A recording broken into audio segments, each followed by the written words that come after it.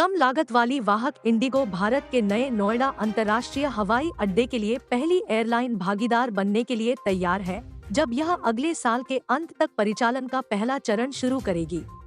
विस्तारित कनेक्टिविटी। उत्तर प्रदेश और आसपास के क्षेत्रों में लॉन्च कैरियर के रूप में इंडिगो के रूट नेटवर्क के माध्यम से अतिरिक्त हवाई कनेक्टिविटी देखी जाएगी। एनआईए को बड़े दिल्ली क्षेत्र और पश्चिमी उत्तर प्रदेश को भारत और दुनिया के अन्य शहरों से जोड़ने की उम्मीद है। परिचालन शुरू होने पर हवाई अड्डा सालाना 28 विमानों और 12 मिलियन यात्रियों को समायोजित करने में सक्षम होगा। चरण 4 तक क्षमता बढ़कर 70 मिलियन प्रति वर्ष हो जाएगी।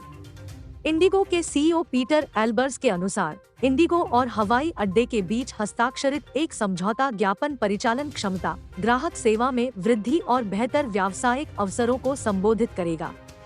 बढ़ता प्रभुत्व। यह विकास इंडिगो को भारत के तेजी से बढ़ते विमानन बाजार में एक प्रमुख वाहक के रूप में और मजबूत करता है। इस साल के शीतकालीन शेड्यूल में भारतीय एयरलाइंस के बीच इंडिगो की घरेलू उड़ानों की संख्या पहले से ही सबसे अधिक है।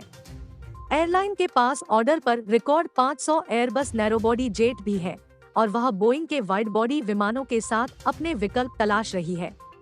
सितंबर में हवाई अड्डे ने अपने IATA international air transport association हवाई अड्डा कोड DXN का अनावरण किया। DXN Delhi D Noida N का प्रतीक है और X का मतलब कनेक्टिविटी है, जो राष्ट्रीय राजधानी क्षेत्र NCR में हवाई अड्डे की उपस्थिति स्थापित करता है। एयर इंडिया 15 दिसंबर 2023 से नॉन स्टॉप सेवा के साथ दिल्ली को थाईलैंड के फुकेत से जोड़ेगी।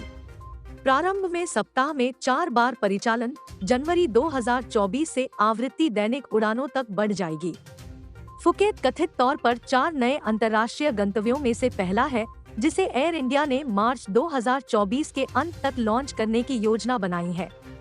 एयर इंडिया ने अपनी थाईलैंड उड़ानें बढ़ा दी हैं, क्योंकि वीजा मुक्त यात्रा भारतीय यात्रियों के लिए देश की यात्रा को आसान बनाती है। इंडिगो वर्तमान में नॉन स्टॉप दिल्ली फुकेत उड़ान वाली एकमात्र एयरलाइन है। सीधी उड़ान विवरण 162 सीटों, इकोनॉमी में 150 और बिजनेस क्लास में 12 की पेशकश करने वाले 320 नियो विमान के साथ संचालित AI 378 दिल्ली से 0110 IST पर प्रस्थान करेगा और उसी दिन 0710 IST पर फुकेत पहुंचेगा। वापसी उड़ान AI 379 फुकेत से 0810 IST पर उड़ान भरेगी और 1050 IST पर दिल्ली में उतरेगी। सप्ताह में 4 उड़ानों का यह शेड्यूल सोमवार, बुधवार, शुक्रवार और रविवार जनवरी 2024 से दैनिक परिचालन बन जाएगा।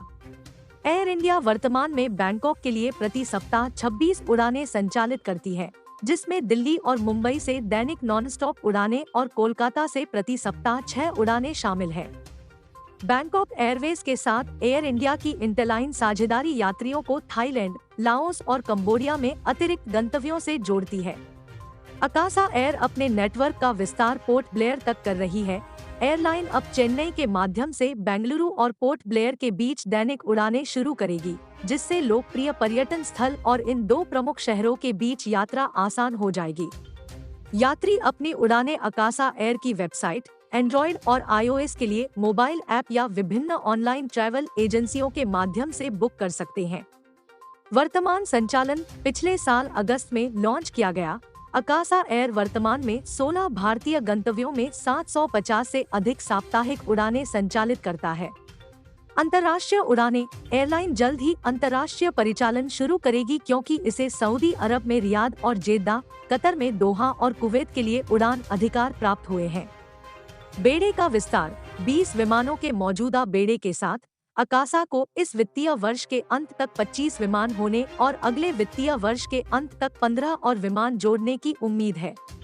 2027 के मध्य तक एयरलाइन को 76 बोइंग 737 मैक्स हवाई जहाजों की डिलीवरी मिलने की उम्मीद है। ओमान की सलाम एयर ने 5 नए गंतव्यों के साथ भारत रूट को बढ़ावा दिया। सलाम एयर ओमान की कम लागत वाली वाहक भारत में हैदराबाद, कालीकट, जयपुर, तिरुवनंतपुरम और लखनऊ सहित 5 नए गंतव्यों में सेवाओं का विस्तार कर रही है।